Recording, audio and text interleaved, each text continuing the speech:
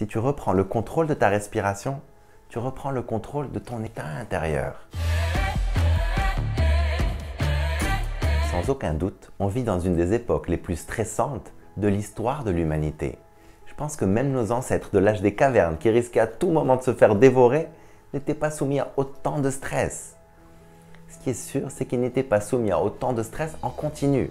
Ils n'avaient pas les téléphones portables et les médias pour leur rappeler à chaque minute de la journée toutes les mauvaises nouvelles de la planète.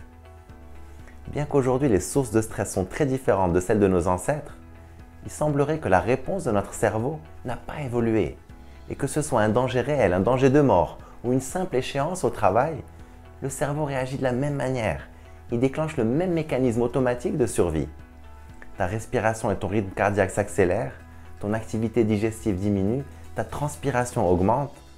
C'est comme s'il mettait notre corps en état d'alerte pour être prêt au combat.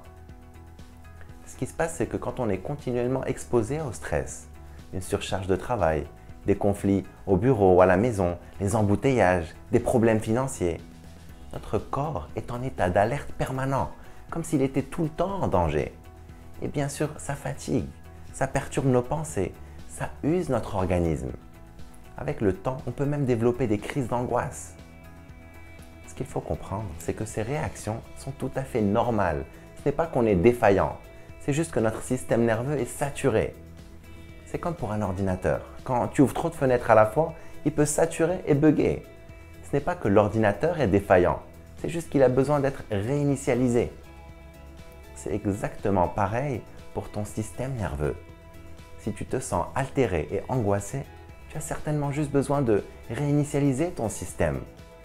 Et la manière de le faire, c'est à travers la respiration. La respiration, c'est l'interrupteur qui te permet de passer du mode alerte au mode repos. En langage technique, c'est le passage du système nerveux sympathique au système nerveux parasympathique, ou encore le passage du mode fight or flight au mode rest and digest. Pendant que tu écoutes cette vidéo, ta respiration se produit de façon naturelle en arrière-plan. Comme c'est automatique, en général, on n'y prête pas beaucoup d'attention. Mais ta respiration est comme les ficelles d'un cerf-volant. C'est ce qui contrôle ton état intérieur.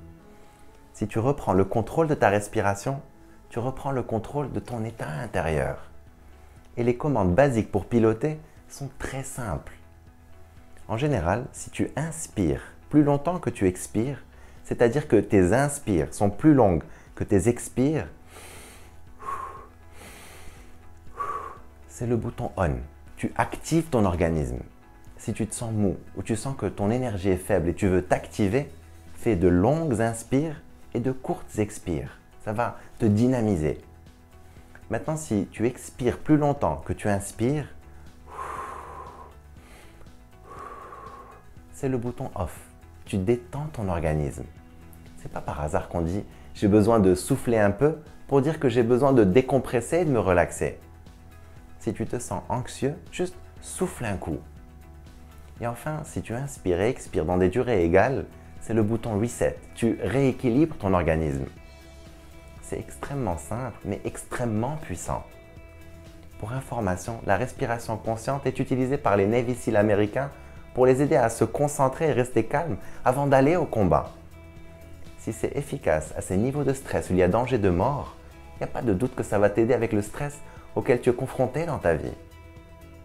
La prochaine fois que tu te sens dépassé, au lieu d'une pause café, offre-toi une pause respiration et simplement prends le temps de faire 3 respirations abdominales en pleine conscience.